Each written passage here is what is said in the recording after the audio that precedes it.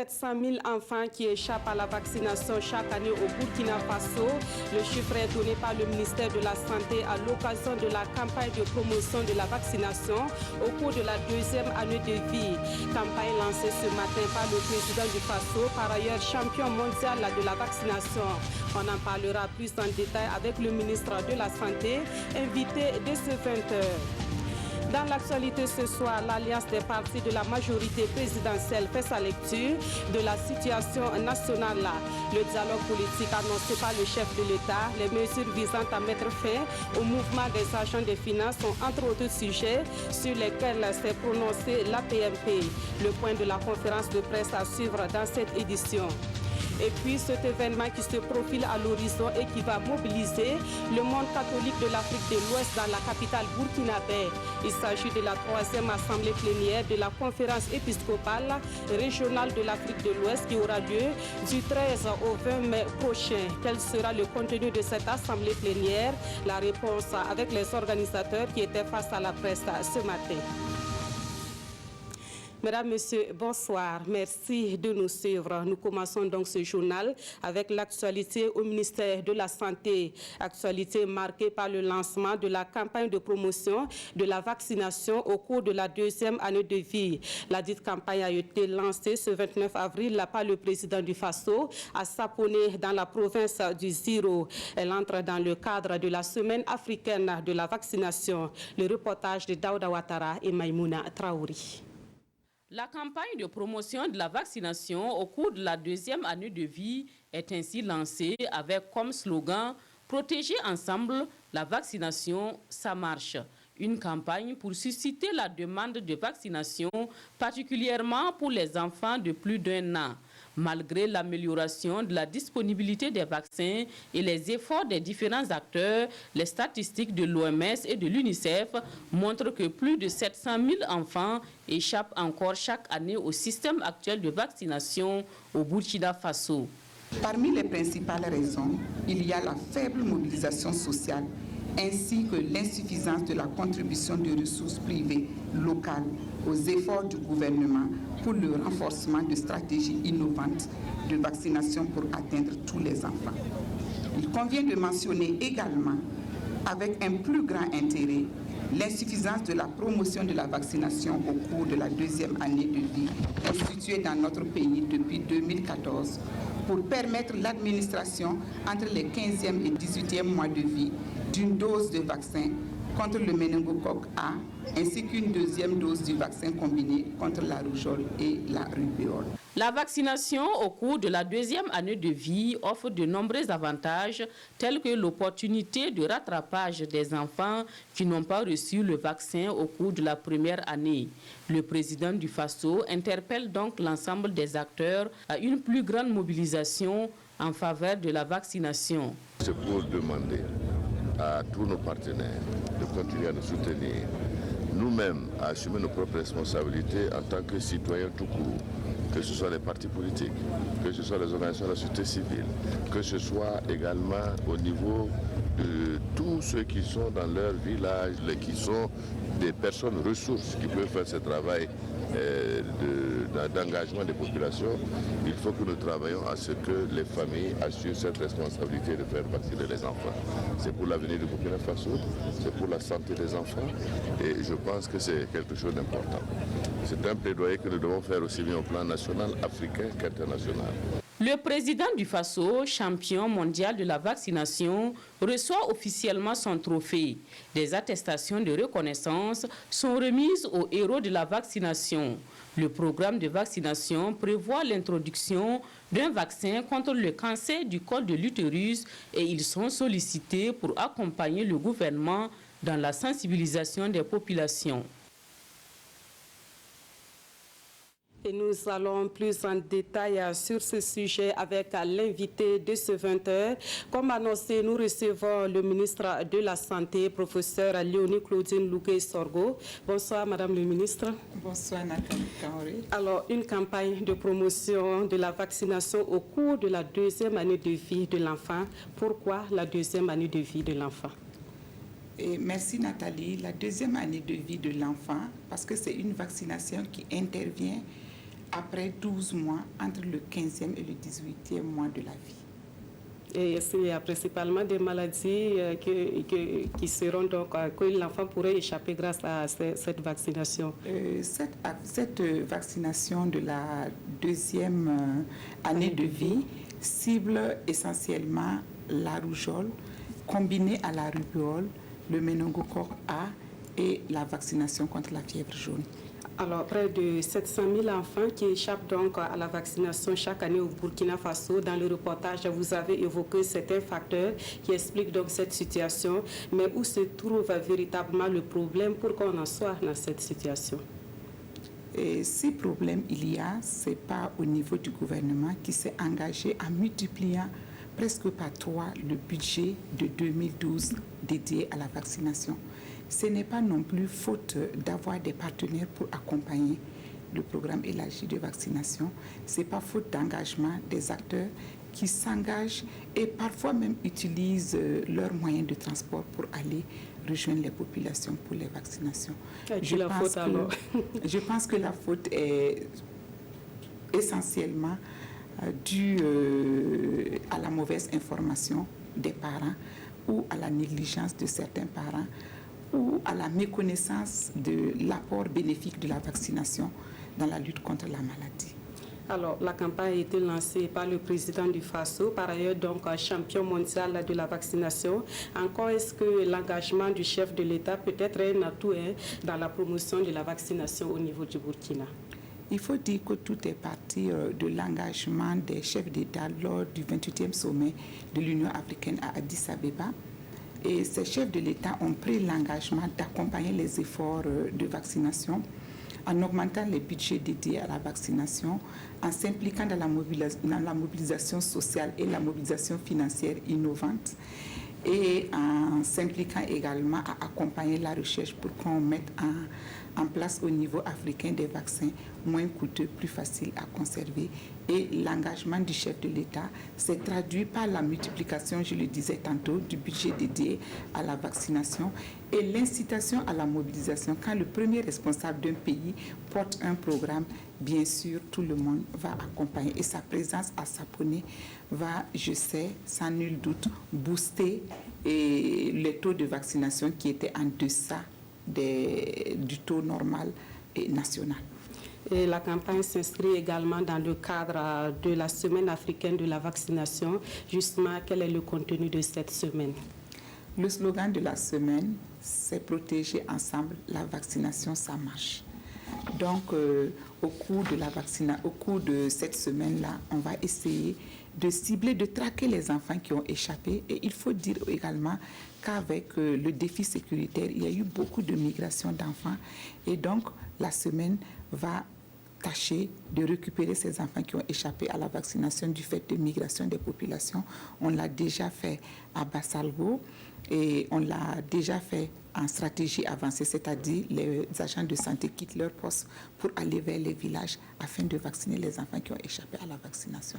Donc, essentiellement, pendant une semaine, les efforts seront redoublés davantage pour pouvoir traquer les enfants qui ont échappé à la vaccination, grâce à l'appui également des agents de santé à base communautaire qui vivent avec les communautés et qui savent quels sont les enfants qui n'ont pas été vaccinés.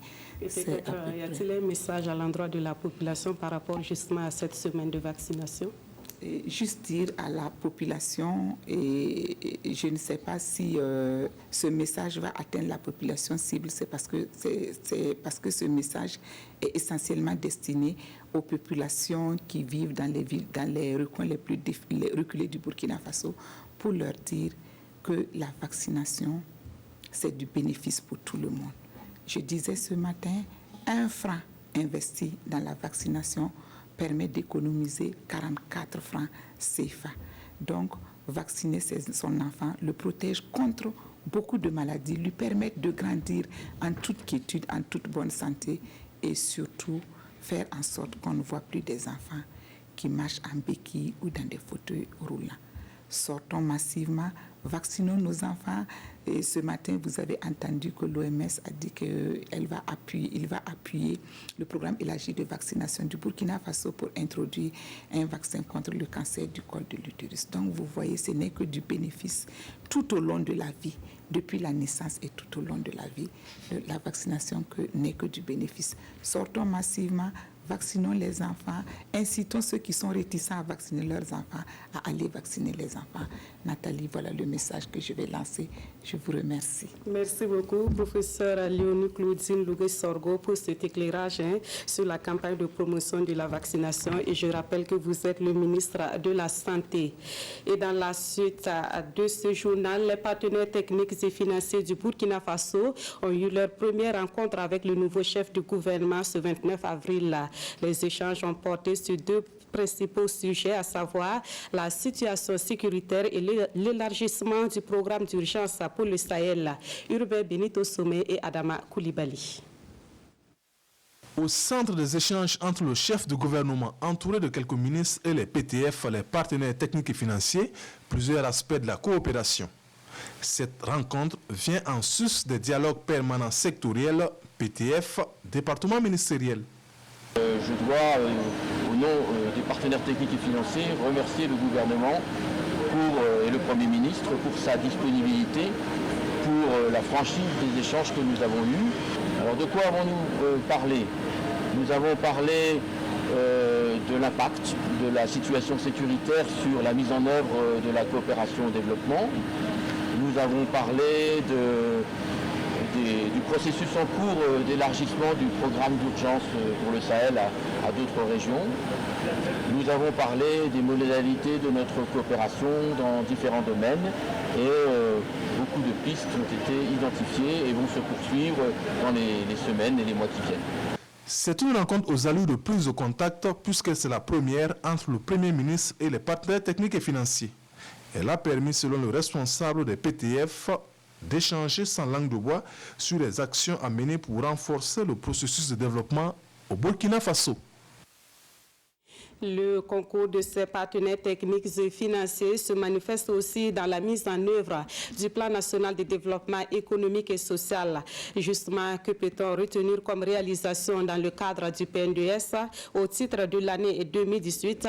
La réponse à cette question est donnée par le comité technique national du PNDES qui s'est réuni ce matin à Ouagadougou. Le comité note des acquis engrangés dans plusieurs domaines de développement malgré le contexte sécuritaire difficile.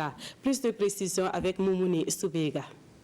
Malgré le contexte sécuritaire difficile, le PNDES, le Plan national de développement économique et social, a réalisé des acquis notables en 2018, selon le président du comité technique national.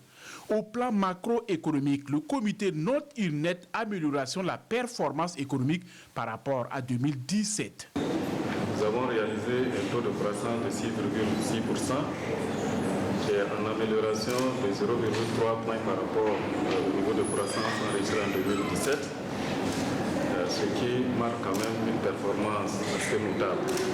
2018 a aussi connu la réalisation de nombreuses réformes dans plusieurs domaines, de la santé à la sécurité et la défense, en passant par la justice et l'éducation. Le comité technique national du PNDES dit avoir engrangé de nombreux acquis. Il y a eu beaucoup de réformes, qu'il s'agit du domaine des forces de défense et de sécurité, où on a renforcé les capacités humaines et matérielles, elles se sont déployées sur le terrain. La gratuité des soins a permis donc une amélioration, puisqu'il y a plus de 17 millions d'actes qui ont été posés au bénéfice donc des femmes enceintes et des enfants de moins de 5 ans. Il y a eu des réalisations d'infrastructures. À cette pré-revue, le comité technique national du PNDES, le plan national de développement économique et social, entend procéder à la validation technique de la mise en œuvre du PNDES pour le compte de l'année 2018. Il va aussi se pencher sur les perspectives de la période 2019-2021.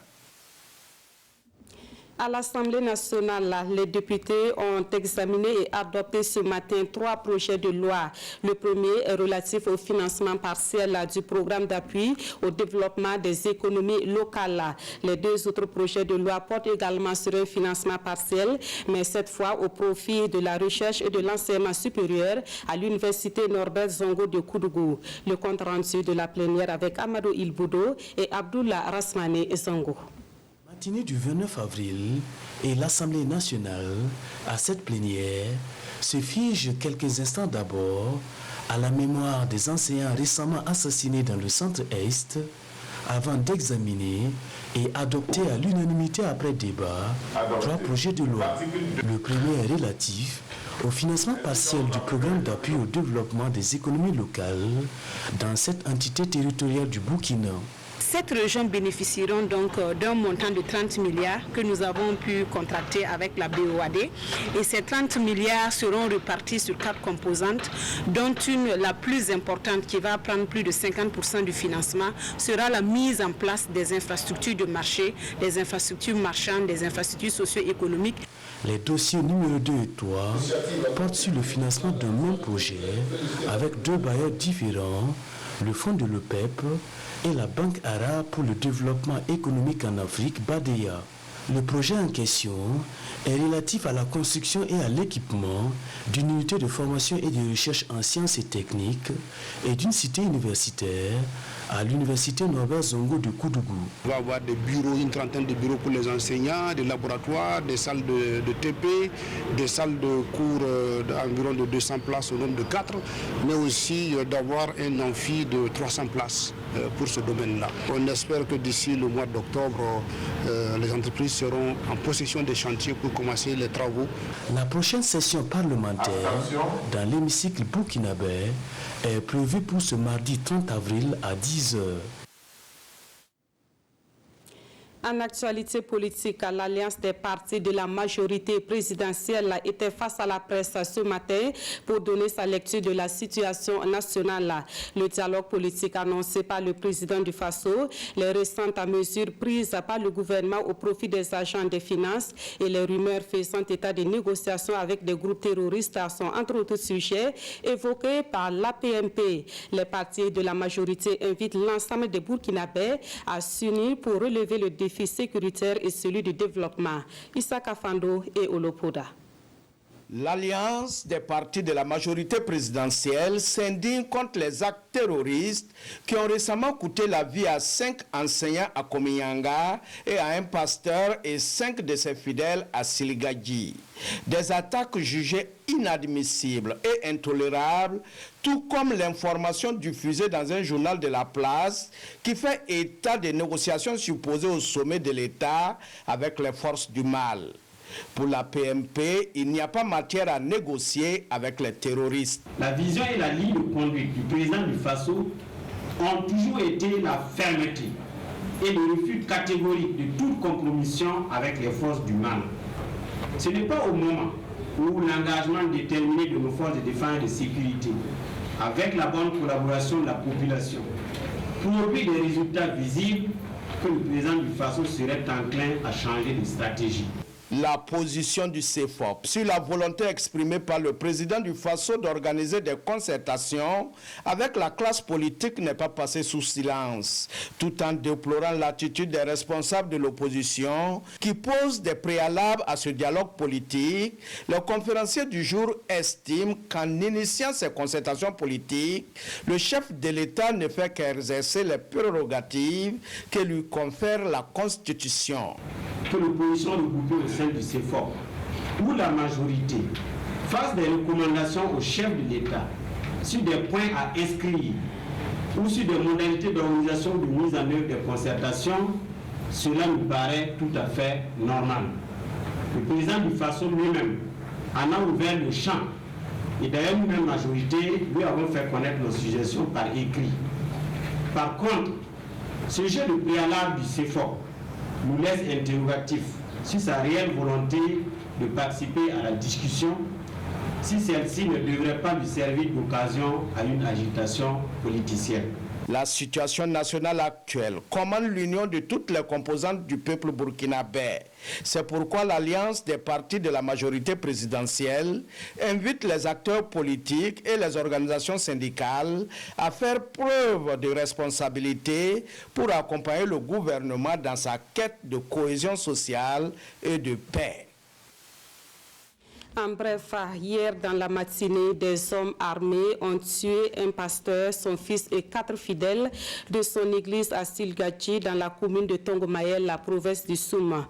En ce qui concerne la rumeur sur la mort du curé de Djibo, rapportée par plusieurs médias, l'information est démentie par l'évêque de Dori. Monseigneur Laurent Dabiré précise que malgré les recherches, aucun corps n'a été retrouvé. Un démenti apporté également par les autorités locales qui disent ignorer l'origine de cette fausse information. En rappel, l'abbé Joël Youbari a été enlevé le 17 mars dernier par des individus non identifiés. Dans l'actualité également, l'université Ouaga 2 sort sa première promotion en licence de l'UFR Sciences juridiques et politiques. Les impétrants sont au nombre de 400 environ et ils ont effectué leur sortie de promotion en présence du président de l'Assemblée nationale. Celui-ci a été sollicité pour plaider en faveur de la participation des impétrants au concours de la fonction publique burkinabé. Gérard Sommet et Omar Zambri. Voici la première promotion de l'UFR SJP de l'université Ouaga 2 à obtenir la licence dans le système LMD, licence master doctorat. Plus de 5000 au départ, ils ne sont que 400 environ à empocher leur diplôme après 3 années d'études. Baptisé Luc Marius Ibriga, la promotion a mis à profit la présence du président de l'Assemblée nationale pour poser ses préoccupations. Des préoccupations en lien avec l'inadéquation du système de recrutement de la fonction publique avec celui de la formation en LMD. Nous avons entendu, nous leur avons dit que nous allons échanger avec le bureau de l'Assemblée, quitte à ce que nous puissions mettre en place une mission d'information pour aller auprès du corps professoral, aller auprès des étudiants, aller auprès du gouvernement pour savoir qu'est-ce que nous allons pouvoir mettre en œuvre pour régler la question. Et je pense qu'à l'issue de cette mission d'information, naturellement, des recommandations en sortiront et nous allons les adresser à qui de droit. Le parrain de la promotion, conscient que la fonction publique ne peut absorber tout le monde, prodigue des conseils à ses filleuls. Que cette promotion qui commence sa vie active avec une difficulté d'adéquation s'arme de courage pour pouvoir affronter les vicissitudes de la vie active. La cérémonie a été le lieu de reconnaître le mérite de 4 étudiants. Des attestations leur ont été décernées. Les impétrants ont aussi offert des présents aux autorités qui ont bien voulu les accompagner. Après une suspension pour cause de grève des avocats, le procès du putsch de 2015 reprend demain 30 avril et ce sera le début d'une nouvelle étape dans ce procès, à savoir celle des plaidoiries. En attendant d'entendre les premières plaidoiries, nous vous proposons de mieux cerner ce que renferme cette notion avec un spécialiste du droit. L'élément est signé Amadou Ilboudo et Zoubavel David Dabiri. 15 mois d'audience, près de 200 personnes se sont succédées à la barre pour éclairer le tribunal militaire sur l'affaire du putsch.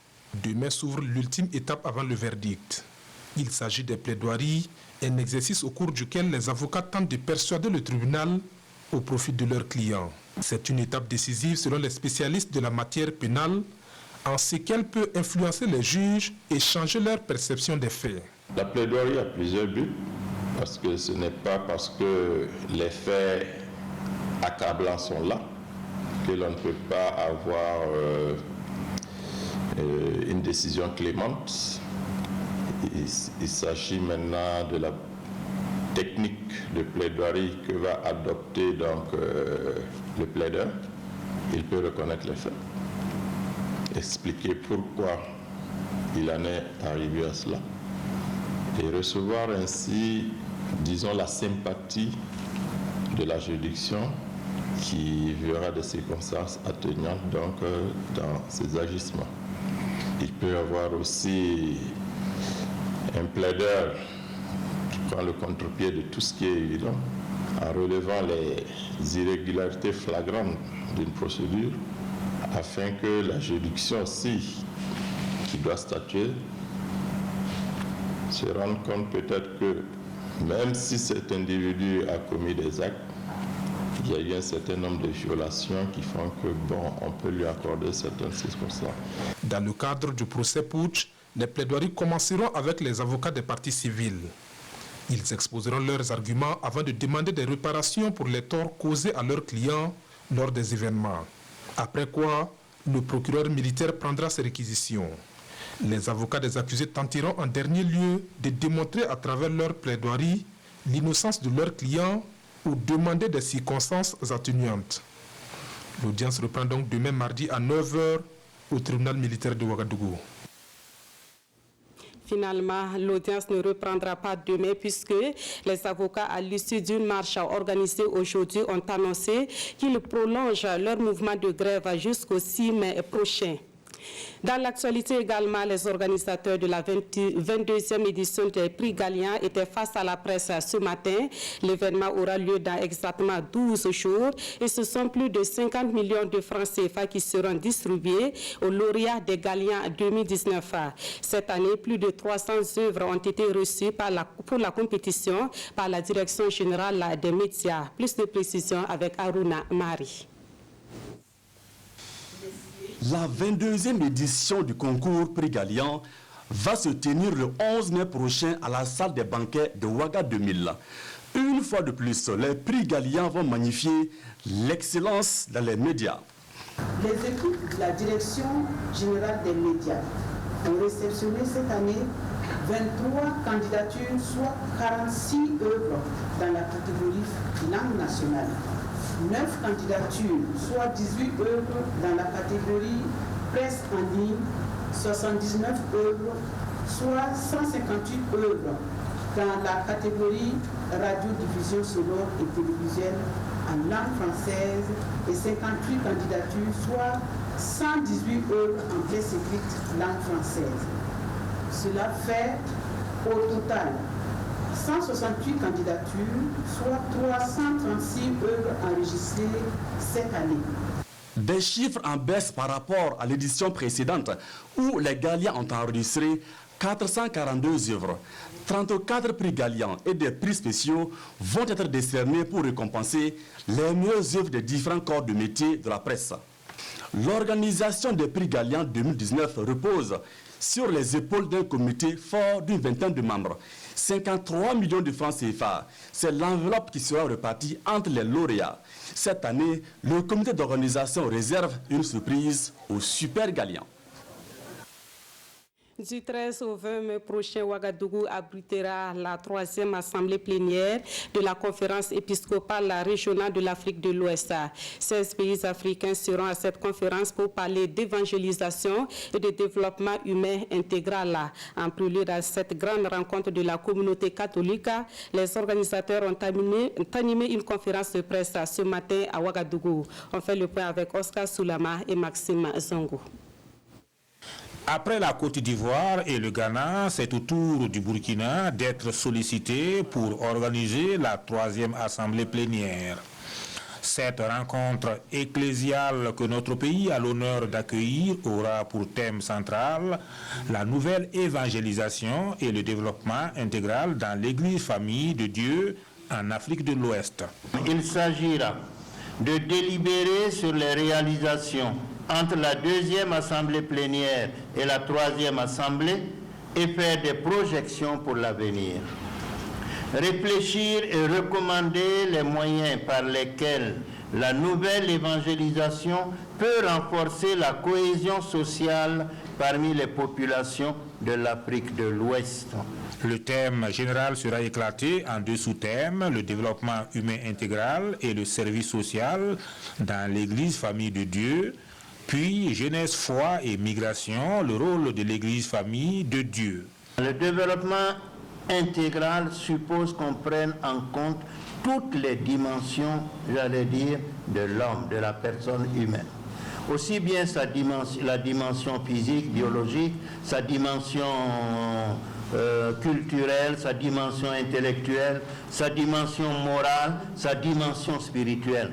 En choisissant de réfléchir sur ces problématiques, l'Église, selon Monseigneur Paul Ouedraogo, entend renforcer la collaboration entre les organisations religieuses et la société civile. Objectif, promouvoir la prise de conscience et surtout décourager les migrations aux multiples conséquences. Participent à cette conférence des cardinaux, des archevêques et des évêques venant de ces pays du continent africain. Les instruments techniques et de gestion du label FASO d'Anfani sont soumis à validation au cours d'un atelier national débuté ce lundi à Ouagadougou. Il est également attendu de cet atelier un cahier de charge qui sera mis à la disposition des acteurs de la filière coton-textile. Ces acteurs prendront aussi connaissance du règlement sur l'usage du label FASO d'Anfani. Pawadrogo Jansongo et Oumou Sissi. Lentement mais sûrement, l'on s'achemine tout doucement vers le processus de labellisation du FASO d'Anfani selon Mahamadi Tassambedo. Mais avant l'ultime étape, les acteurs doivent valider les instruments techniques et de gestion du label FASO d'Anfani. Nous avons déjà procédé au lancement de l'appel à compétition pour la conception du label FASO d'Anfani, ce qui a été fait, la sélection a été faite. En plus de la conception de ce label, il y a également les projets de cahier des charges et de règlement d'usage que nous avons initiés et qui feront l'objet de validation au cours de cet atelier. Un cahier de charge qui va garantir le respect de certaines spécifications sur l'origine, la qualité et le procédé de fabrication du FASO d'Anfani. À l'issue de cette rencontre, les demandes d'utilisation ainsi que la protection du label et du catalogue des motifs du FASO d'Anfani seront déposées au Centre national de la propriété industrielle OAPI.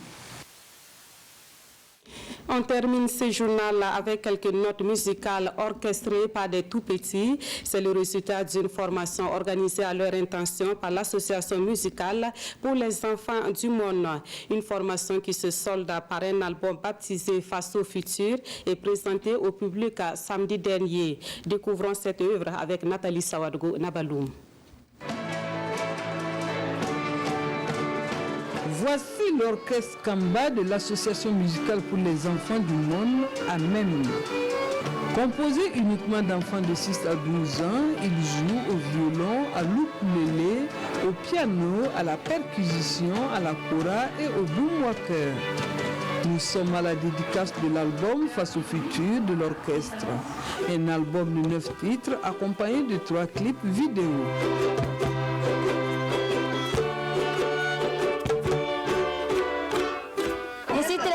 Parce que tout le monde n'a pas la chance de pouvoir jouer cette musique.